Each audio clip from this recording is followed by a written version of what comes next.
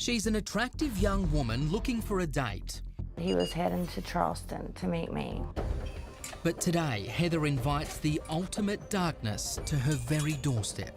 He stuck his head in the doorway and made sure no one was in there. And then he pulled the gun out. In a terrifying encounter with a man who wants only one thing for his pleasures. He didn't ask anything sexual of me on the phone or when he came in person. He just wanted to kill me. And he was wanting me to be calm about it. I seen the gun laying on the corner of the kitchen table. I just grabbed it. Charleston, West Virginia, a picturesque town with some rough edges. But like anywhere, the internet can be equally dangerous. That's where Heather places an ad on a website, making herself available for a date. Soon after that, she gets an early morning call. About every 10 minutes, he would stop somewhere and call and ask. I had to give him directions, I don't know how many times. I was like, if he calls back one more time for directions, obviously, then, you know, just forget it. Finally, 7 hours later, her long-awaited date arrives at 2:30 in the afternoon. Apparently not the type worth waiting for. His clothes was tight and his shirt, everything was tucked in, tight, perfect almost. He was almost scared that somebody would see him, like somebody recognize him maybe. He kept looking behind him and stuff. And then he gets right down to business. I asked him how he was doing and he said fine. And he checked in my bedroom and made sure no one was in there. And then he pulled the gun out. Within seconds, the arranged date plunges into a nightmare, with Heather battling for her life. He pointed the gun and said, live or die. And I was like, what? And he had it in my side. He said that he was going to prison for a long time, but there was no doubt about it. And it was my choice whether it would be for rape or murder. But she chooses a third option. His legs were spread, and I was trying to hit him in his groin? Yeah. I started clawing his face, and he tackled me down in between the living room and kitchen here. And he was choking me, and his knees was on my back, and he was just choking me. But Heather wasn't about to give up. She showed our Melissa Moore how she frantically grabbed the nearest weapon at hand, a small garden rake with sharp spikes. I grabbed this, which it was leaning right here, and I grabbed it, and I think that's when he put the gun down. The attacker has one hand around Heather's throat and the other grasping for the rake. He was trying to get this out of my hands. He said, when I get up, you get up. And I said, okay, just let me breathe a little. And he wouldn't, so he pulled me back up. He used it to pull himself up because it bent this fork. So he used it for his weight? Is that how it got clawed right here? I believe. That's what I'm thinking. In all the confusion, his gun, a Ruger 9mm semi-automatic, still sits on the table, with the safety off, cocked and ready to fire. He had me by my throat, and he was walking me to the door, and I seen the gun laying there, and I grabbed it and just shot like this. It happens in an instant. Grabbed it and just pow. And he was up against the door at this point.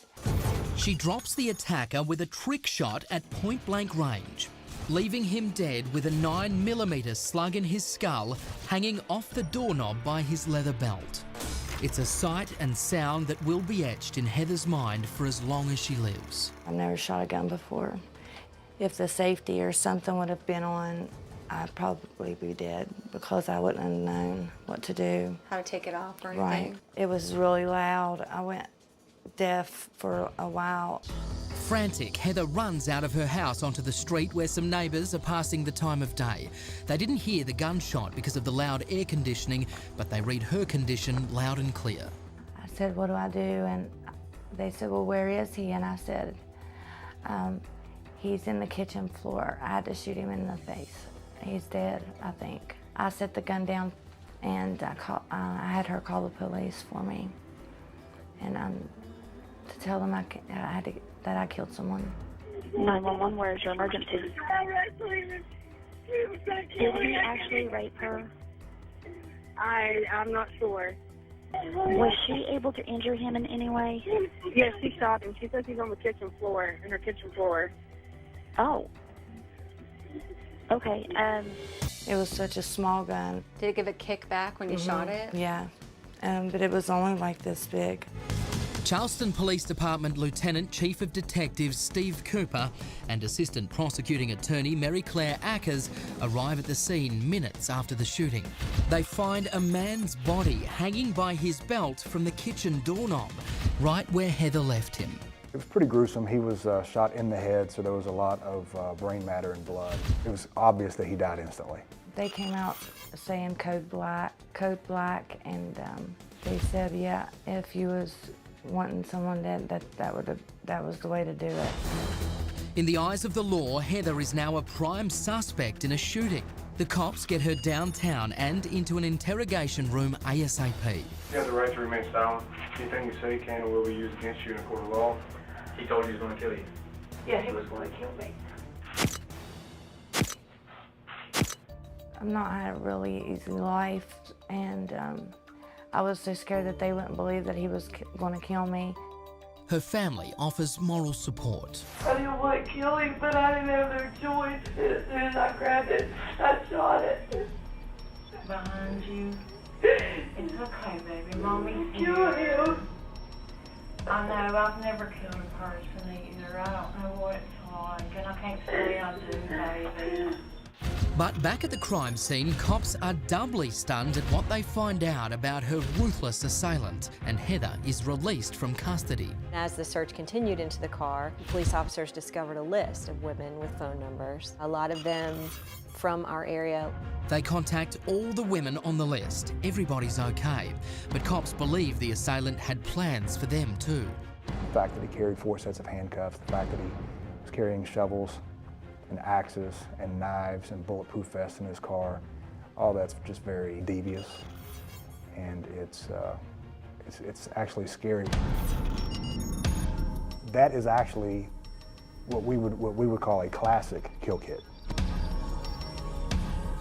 There was a Rubbermaid tub in his car. Why are you traveling around with cutting tools, bleach, guns, handcuffs, and a tub that is big enough for me?